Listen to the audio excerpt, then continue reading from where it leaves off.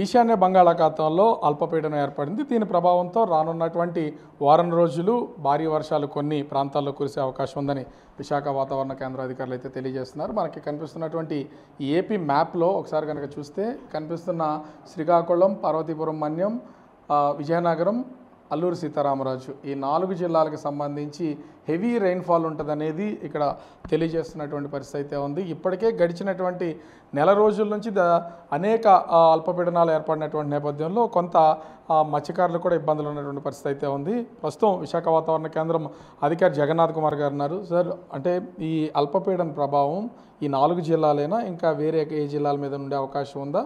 అంటే రానున్న 2 రోజులు భారీ వర్షాలు కురుస్తాయి, ఒక మోస్తరు వర్షాలు కురుస్తాయి. ఒకటి క్షేత్రీయంగా అంటే రాష్ట్రంలో ఉన్న వివిధ జిల్లాల మీద లెక్క తీసుకున్నట్టయితే తేలికపాటి నుంచి మోస్తరు వర్షపాతం రాబోయే వారం రోజులు కూడా ఉన్నాయి. కానీ అతి ముఖ్యంగా మొదటి 2 రోజులు ఉత్తర కోస్తా జిల్లాల్లో పలు ప్రాంతాల్లో ఉండే అవకాశం ఉంది. దక్షిణ కోస్తా జిల్లాల్లో మొదటి 2 రోజులు కొన్ని ప్రాంతాల్లో అవకాశం ఉంది. అయితే భారీ వర్షాలకు వచ్చినట్లయితే ఎల్లో వార్నింగ్ ఇచ్చిన జిల్లాలు ఈరోజు శ్రీకాకుళం, పార్వతీపురం మన్యం, విజయనగరం, అల్లూరు సీతారామరాజు జిల్లాలు. రేపు శ్రీకాకుళం, పార్వతీపురం, అల్లూరు సీతారామరాజు జిల్లాల్లో 1-2 చోట్ల భారీ వర్షానికి అవకాశం ఉన్నందువల్ల ఈ 2 రోజులు ఆయా ప్రదేశాల్లో ఎల్లో వార్నింగ్ జారీ చేయడం జరిగింది. ఈ 4 జిల్లాలు కాకుండా ముఖ్యంగా చూస్తే అటు ఉత్తర కోస్తా, దక్షిణ కోస్తా జిల్లాల్లో నెల్లూరు వరకు ఉన్నటువంటి ఈ పరిసర ప్రాంతాల్లో వర్షాలు, సాధారణ వర్షాలను కురిసే అవకాశం ఉంది. తేలికపాటి నుంచి మోస్తరు వర్షపాతం నమోదయ్యే అవకాశం ఉంది. మన జిల్లాల్లో కూడా ఆ విధంగా ఉంది. మత్స్యకారులకి ఇప్పటికీ చాలా రోజుల నుంచి అలర్ట్ జారీ చేస్తూనే ఉన్నారు, కొంత అప్రమత్తంగా ఉండాలని. కానీ ఇప్పటికీ కూడా మళ్ళీ అదే పొజిషన్ ఉంది.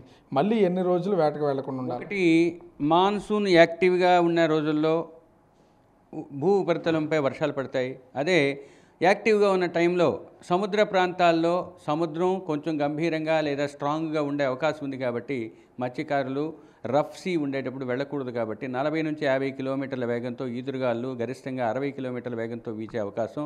మొదటి 5 రోజుల్లో మొదటి 3 రోజులు తీరం వెంబడి, తీరం ఆవల కూడా అటువంటి పరిస్థితి ఉంది.